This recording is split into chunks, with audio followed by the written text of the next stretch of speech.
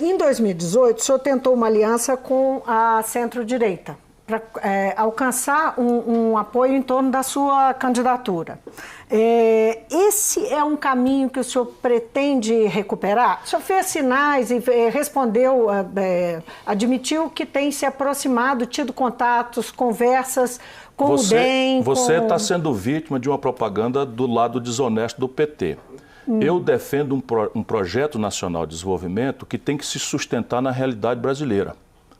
Nós governamos o Ceará, tem 20 partidos na nossa aliança. Ou você acha que faz a melhor educação do país do dia para a noite? Você tem uma estratégia sendo executada. Não, mas o senhor tem se aproximado do DEM? Não, mas a pergunta não é essa, porque você encaminha com uma coisa que não é real. Em 2018, o que eu fiz? Para sustentar essas alianças? Antes eu busquei o PSB e o PCdoB, não é verdade? Sim, é verdade. Então diga isso junto com a pergunta. Posso dizer. Pronto, então é uma aliança de centro-esquerda. Mas buscou também. Então a aliança que eu sustento é uma aliança de centro-esquerda. Do DEM. Sim, o centro, procurei o centro e a esquerda. Por quê? Porque o meu projeto... O senhor considera que o DEM é centro? Quem não considerar é porque é doido. Se você comparar o comportamento do Rodrigo Maia com o comportamento do Bolsonaro, você não pode achar que os dois são a mesma coisa. Mas isso Vamos ser honestos. É uma questão de... Vamos ser honestos. De referência, não, deputado? Depende. Desculpe, não. Senhor deputado, ministro, não faz mal, não faz mal. É uma honra para mim. Eu estou numa casa legislativa. A minha escola sempre foi o parlamento. Eu fui deputado estadual 2 vezes, tenho muita honra disso. Aprendi muito e acho o parlamento a melhor escola de democracia. O senhor não está tomando aí uma referência, não? Tomando como... Não, eu estou tomando o seguinte, eu tenho muita experiência. O César Maia, pai do Rodrigo Maia, de quem eu sou amigo, era um economista progressista do MDB, ajudou a desenhar o programa econômico do doutor Tancredo Neves, foi exilado. A mãe do Rodrigo Maia foi exilada. O Rodrigo Maia nasceu no Chile porque os pais eram exilados. Sim. E ele é um democrata visceral, o Bolsonaro é um autoritário. O Bolsonaro é um nazista. Mas a direita não necessariamente é autoritária, não é, deputado? Eu não conheço uma direita que não seja, me explique aí uma. É verdade. Eu não conheço. Até porque, repare, se você tem lá no Ceará a vice-prefeitura, não é de hoje, a vice-prefeitura de Fortaleza, em aliança conosco, é do DEM. E nós temos, volto a dizer, a maior cobertura de tempo integral. Enquanto Minas fechou 80 mil vagas, nós estamos caminhando para universalizar as vagas em tempo integral na pré-escola e no nível médio. Só para a gente orientar, voltar ali para o ponto, que era o que interessava de fato, como é que estão essas conversas com o DEM? O que o senhor pretende com isso? Isso é a nossa mídia. Isso é a nossa mídia. Eu estou correndo o Brasil para discutir saúde, educação, emprego, taxa de juros, ciência e tecnologia. Não tem nada de eleitoral nisso? Tem, evidentemente, mas tem, assim, superiormente considerado, porque eu tenho muita experiência, eu volto a dizer, que qualquer sonho agora de que você vai fazer uma aliança é só uma justa tentativa de uma aproximação. Você está me interrompendo todas as vezes que eu tento responder, e sempre com a mesma tese. Pode concluir. Não tem aproximação porque nunca houve distância. Sabe por quê? Porque o Rodrigo Maia e o ACM Neto queriam me apoiar nas eleições passadas, e foram um voto vencido lá dentro. O Valdemar Costa Neto apoiou o Lula, o PT. O Michel Temer apoiou o PT. Para eles pode tudo. Agora, eu não posso dialogar com gente que eu conheço há 1000 anos, conheço do pai, porque eu sou contraditório. E ficam conseguindo repetir isso na boca de gente séria. Isso é só picaretagem. Agora, que leitura o senhor faz? Então, o senhor está dizendo aí, chamando a atenção para o governo Bolsonaro, eu queria saber que leitura que o senhor faz desse governo, agora quase completando 11 meses, e que comentasse também o pacote fiscal de PECs que foram enviadas para o Congresso, que são da equipe econômica do governo. O governo Bolsonaro é um desastre de grave repercussão para o futuro do país se a gente não conseguir interromper essa agenda antipobre, antipovo e antinacional que ele está praticando, sem que a população tenha direito de conhecer com certa profundidade esse rumo. De onde é que eu tiro essa frase tão dura? É um desastre. Eu tiro daquilo que está disponível para qualquer do povo brasileiro, pouco importa, basta ser equilibrado.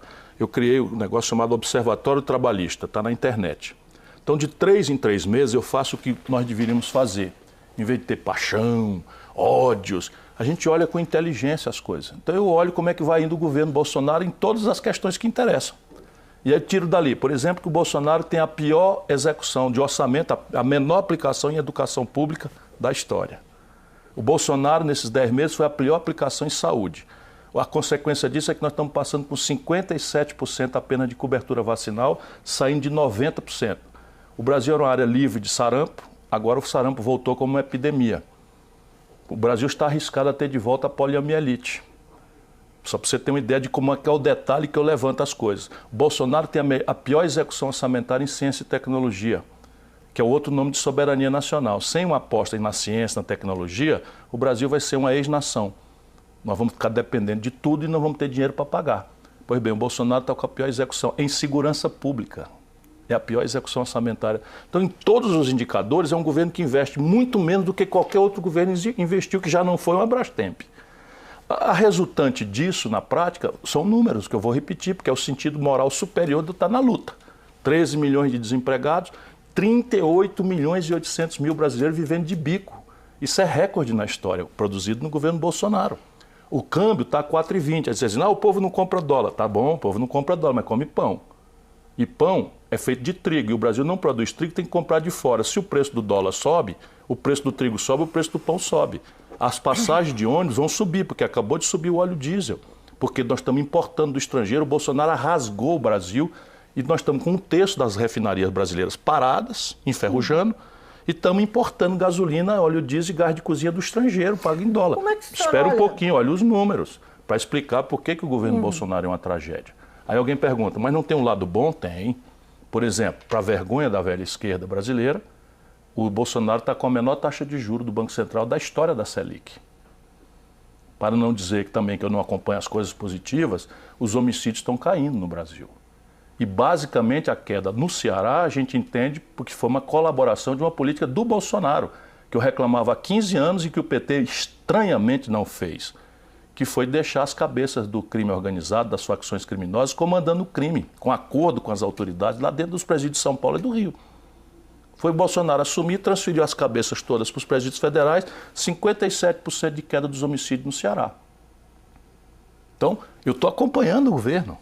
Então, o governo é um desastre porque, pesando e medindo, está aqui as duas coisas boas que eu consigo destacar, o resto é uma tragédia. Vamos falar então do governo. Vou te falar, 63 milhões e 700 mil brasileiros humilhados com o nome no SPC, isso está piorando. 5 milhões e 500 mil microempresas inadimplentes, isso está piorando. Só em São Paulo, sede do bolsonarismo fanático, só em São Paulo, esses 10 meses do Bolsonaro, fecharam 2.235 indústrias. E o quanto o Brasil resiste a isso? Olha, um país é uma instituição permanente, né? Então, você vai aguentar quando? Mas assim, neste momento, o Brasil é ameaçado pela primeira vez na minha longa biografia de ser uma ex-nação. Primeira vez na vida. Quem duvidar, dá uma olhadinha nos vizinhos. A Argentina foi para o vinagre, o Chile está indo para o vinagre, Bolívia foi para o vinagre, Equador para o vinagre, né? A Venezuela foi para o vinagre. E vocês acham que nós estamos protegidos? É a mesma linha, é a mesma onda. Minas Gerais, o governador Romeu Zema diz que a solução dos problemas fiscais do Estado, ele centrou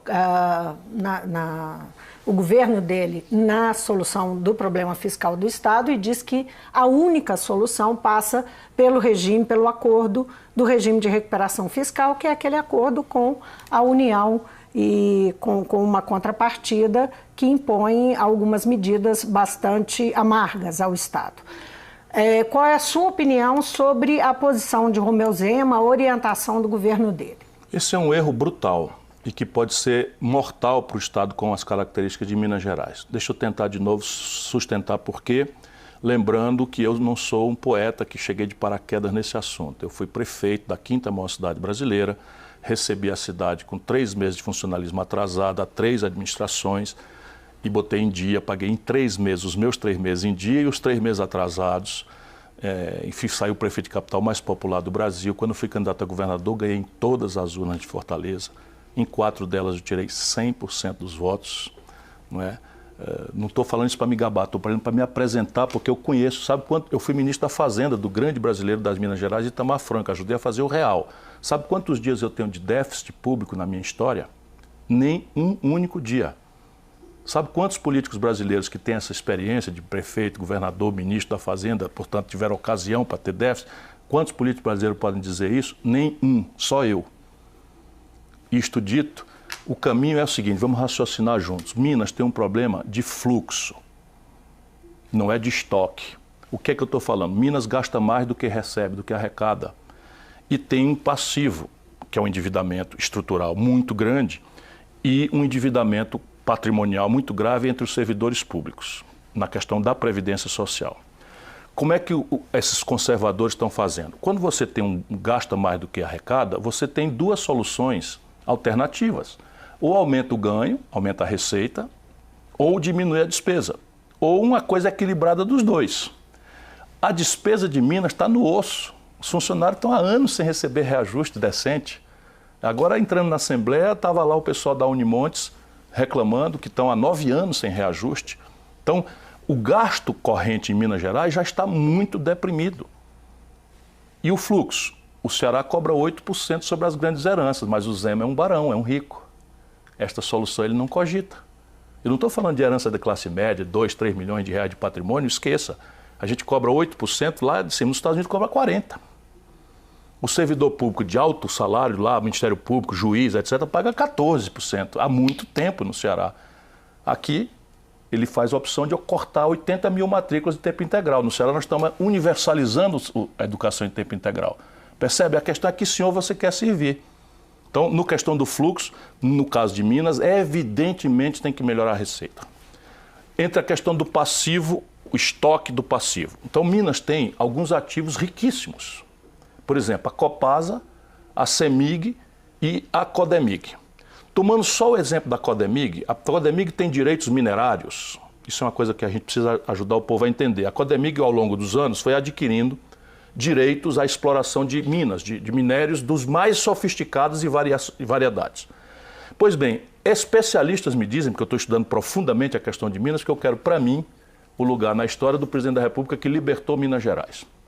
Eu devo isso ao povo mineiro, eu devo isso ao Brasil, porque o Brasil precisa de Minas Gerais de volta na luta, porque só um Estado mandando está dando nesse desastre que nós estamos vivenciando no Brasil há tantos anos. Então veja, só os direitos minerários da Codemig, alguém chega a falar em R$1 trilhão o valor. Só que isso não está no balanço.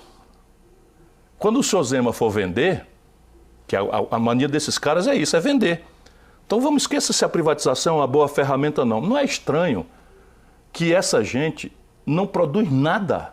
O Brasil fez a Codemig no passado, o Brasil, quer dizer, Minas fez a Codemig no passado, fez a Copasa no passado, fez a CEMIG no passado, essa portentosa empresa de água e esgoto, essa portentosa empresa de energia, e agora os caras não fazem nada e só querem vender o que os outros fizeram. Não tem uma coisa estranha nisso, é o mesmo Brasil, é o mesmo chão sagrado de Minas Gerais. Sempre porque a questão fiscal é urgente. Mas eu volto a dizer, a questão fiscal é um problema de fluxo, é você em casa, você ganha mais do que gasta, você ganha menos do que gasta. Como é que o nosso povo está fazendo? Nosso povo corta a despesa no osso, metade do povo brasileiro, isso está piorando, está vivendo com R$413 por mês. Isso é o legado do lulopetismo e o bolsonarismo boçal, não é? R$413 por mês é o que tem o nosso povo, metade para viver. E se a gente não falar com clareza isso, onde é que nós vamos achar o caminho para consertar isso? Então veja, o caminho do nosso povo é arrochar o cinto. Mas todo mundo está podendo, quem pode faz hora extra, quem pode faz um pastel, vai vender na rodoviária, vai vender na esquina, para melhorar o ganho. Não precisa fazer, os brancos gostam de deixar o povo fora da jogada, é o que tem que fazer. Por que o Ceará cobra 8% dos grandes heranças e o Minas cobra 4%? Qual é a explicação? Por quê? Porque o Zema serve a um senhor. Quais são? Os ricos. E aí faz o quê? Corta a despesa do pobre aonde? Na educação. 80 mil matrículas são canceladas de tempo integral, tirando a comida de jovens, de adolescentes. Aí o gavião do narcotráfico está lá na periferia, oferecendo R$30, R$40, R$50 de diária para o menininho que está ocioso na rua, que ninguém dá oportunidade, que ninguém presta atenção nele, e para cair na ilusão de distribuir droga e depois ser morto pela polícia ou preso. Isso é o que estamos dando para o povo brasileiro. Esse bagulho de canalha que tomou conta do Brasil. Ciro Gomes, foi um prazer tê-lo aqui no Mundo Político mais uma vez. Muitíssimo obrigado por vir. Muito obrigado a você. Desculpa a minha veemência, mas eu estou muito indignado porque o Brasil pode virar esse jogo. E assim, nós precisamos discutir isso. O Brasil se cobrar o imposto sobre lucros e dividendos das grandes corporações que o mundo inteiro cobra. Se cortar 20% dos privilégios, sabe, de uma elite absolutamente egoísta, que é 1% do povo brasileiro, a gente acaba o déficit em 12 meses. Olha como é chocante o que eu estou dizendo. Acaba com o buraco nas contas públicas do Brasil em 12 meses. O grande problema é o zemismo. Qual é? Arrochar o pobre e deixar os barões, os ricos, os poderosos sem tocar. Posso dar um exemplo? Para a gente falar o que eu estou falando aqui? Só para a gente fechar. O dono da Localiza, uma empresa de locação de veículos, conseguiu, durante o lulopetismo, não pagar imposto.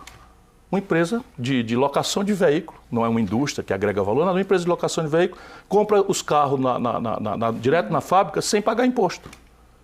E aí ele pega os carros, que vale 44, ele compra por 31, bota os miseráveis para rodar no Uber 6 meses, deprecia isso, diminui os impostos e depois vende os carros como seminovos por 41, liquidando a competição. Sabe quanto é de imposto que não entra? 5 bilhões de reais do setor. Tá direito isso? Por isso que eles têm raiva de mim. Porque o Brasil tem solução, basta a gente passar a atender o interesse popular e não ao interesse desse baronato que tomou conta da vida brasileira. Obrigado mais uma vez. Obrigado a você.